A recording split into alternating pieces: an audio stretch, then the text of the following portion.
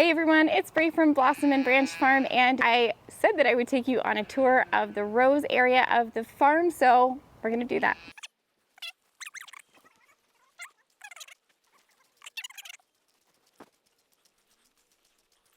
Ta-da! So we are a small scale farm, so our farm area itself, the area that we actually grow flowers on, is about an acre. We dedicate just this patch of roses to it. And we also do have a patch that runs down the length of this field this way. So as you can see here, we also have spaced plants, one on the end of each row, and that's just to help spread out our roses a little bit. And this is a key idea that we utilize here at the farm. By not growing lots of roses all in one area, by spreading them out a little bit, if we have ones that are more disease prone, it just helps to give them a little bit more space and not grow them in too tight of an area, because if one gets diseased and they're all growing tightly together, they all get diseased. So by putting one at the end of each row, it just helps spread them out a little bit. It also gives them better light and air circulation, so that's why we do that. Over here we do have some of my favorite roses and also some that I don't love and that we'll be pulling out soon. So let's go through some of my favorite roses here in the rose garden area.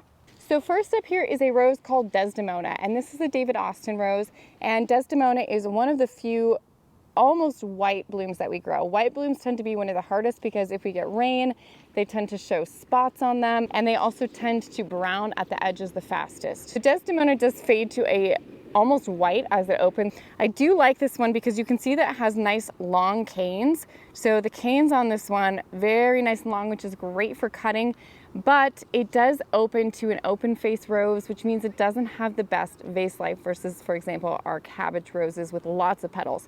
So shorter vase life, but really great for events and nice long stems and very little thorns. This one also has never given us any disease issues. Moving on over here, we have some of my favorite pink roses. Pink roses aren't my favorite, but we do grow them because a lot of people love pink, and we do grow a lot of other pink things. This is Queen of Sweden. This is another David Austin, and you can see how long the canes are on this Queen of Sweden. This means it's really easy to cut for nice long stems. So if you watched our last rose video, we talked about kind of where we cut these, but we do cut them very far down. And the habit of this one is that it produces a nice rose right at the top versus all along. So nice thick stem, thick canes, and long. So this is a great one for cutting. It also does have a really great base life.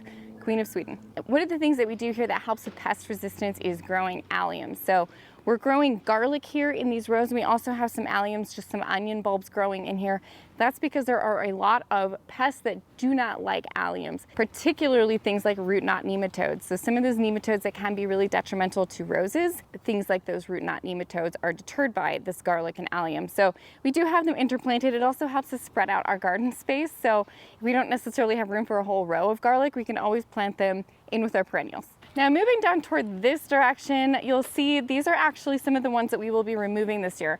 These are Moonlight and Paris. I love the color of Moonlight and Paris. It kind of has this pinky peachy tone, and you can see how there's multiple layers of colors. Now this one has been rained and hailed on, but you can see how it almost has an ombre effect throughout all the roses. Also really floriferous. So you can see, I believe this is a floribunda, and you can see how many blooms are on one head here. So lots of blooms. This is great for a bush that we are using in the garden as an ornamental, but not so great for cutting, because if I cut one stem here, you can see this is basically a lot of the bush, and then there's a lot of top heavy bloom here. So that's one reason why I don't love this one. I really prefer ones that have 2 or 3 buds at the top instead of this many, at least for cutting. The other downside is this one is really, really thorny. You can see how many thorns this one has all up and down the stem, just heavily thorned, which makes it really difficult when it comes to doing maintenance, when it comes to cutting them. You can see it tries to hang on to me just even as I walk by. I really have been trying to stay away from these heavily thorned varieties and go more thornless. You'll see over here, if we look at this one, which is another David Austin, this is Roald Dahl. This is one of my favorites, and it has very few thorns.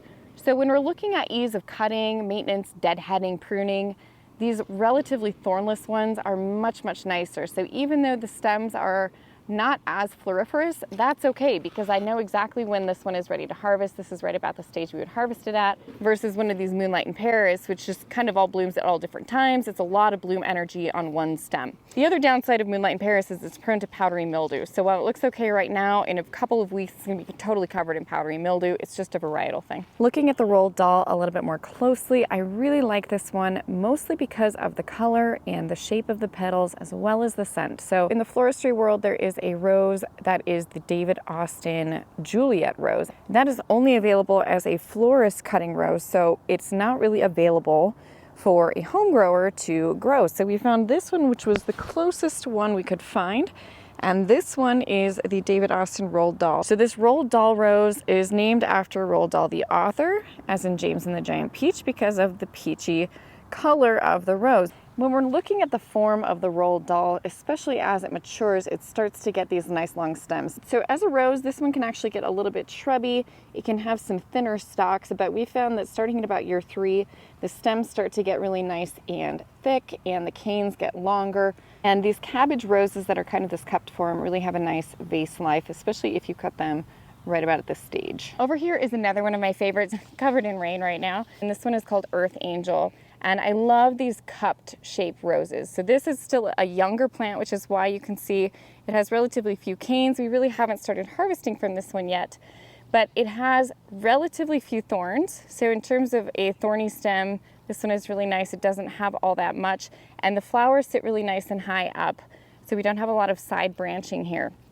And the cup shape of this one is just gorgeous. And I also love the ruffles. I like the color. This one really ticks all the boxes, and it has the most lovely scent. So the Earth Angel in particular is especially lovely. Over here is a new one that we're growing. This is called Angel Face, and this one came from Weeks Roses. And it is a purple. So you can see as it opens, it kind of turns this brownish purpley color. It is an open face, so it has a shorter vase life, but it has ruffly edges. We're still trialing this one. So as you can see, these are younger bushes here. This kind of purpley brownish is a really popular color. The Angel Face, again, very few thorns here, and nice long canes. So we'll see as this one grows how it progresses. I'm not sure yet. Now let's move on to my last favorite rose, and one of the ones that I like the best for cutting. It's just down here on this end of the field. Lady of Shallot is another David Austin rose. Very disease resistant, and it's also a quick grower. So you can see how large these are. These are the same age as the other roses you saw down here, but they have more of an open shrub form. So if you're looking for something that's compact, Lady of Shallot is not going to be it. This one needs quite a bit of space and actually would probably like to grow in an obelisk. It checks all my boxes. It has great scent. It has a lovely peachy color. It has lots of layers in the petals. It's a slightly deeper peach actually than our Roald Dahl roses are. And if you see on the stems, again, these ones have a little bit more thorns than our other varieties that we've been looking at, but still relatively few and not much up at the top. So this allows me to grab up at the top, and I can always strip those thorns if I need to for a bridal bouquet. Now, one more that we've been growing here is State of Grace, and this one is from Weeks Roses, and it has this really interesting sunsetty tone. So if you're looking for a bit more of an intense peach, so if we compare it to this peach or the Moonlight in Paris, you can see that the colors here are much more vibrant and intense. So if you're looking for a landscape rose, again, this is one that I really like, but the downside is it's very similar to the Moonlight in Paris in that lots of flowers on top of one main stem. And of course, as we cut this back, that will happen a little bit less, and we will get more individual canes with individual roses. But especially for the first flush, one stem, tons of flowers on the top. So a really nice one for the landscape, and the colors are really vibrant, and this is a beautiful rose.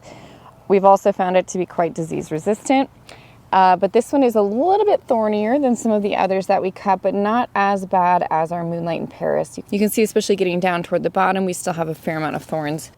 So that's it. That is our quick little tour of our rose area here at the farm. Again, a few things that will really help: selecting disease-resistant varieties, selecting varieties with relatively few thorns, interplanting with some other plants that are designed to either attract beneficial insects or that are insect repellent, such as alliums. Marigolds are another great option. And we've talked about all of this in our video where we discuss how to grow without the use of pesticides. So if you want to learn more, head over to that video.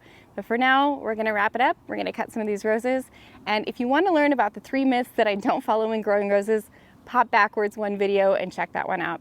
Thanks again for tuning in here at the farm, and if you like this video, remember to like and subscribe, and we'll see you next time.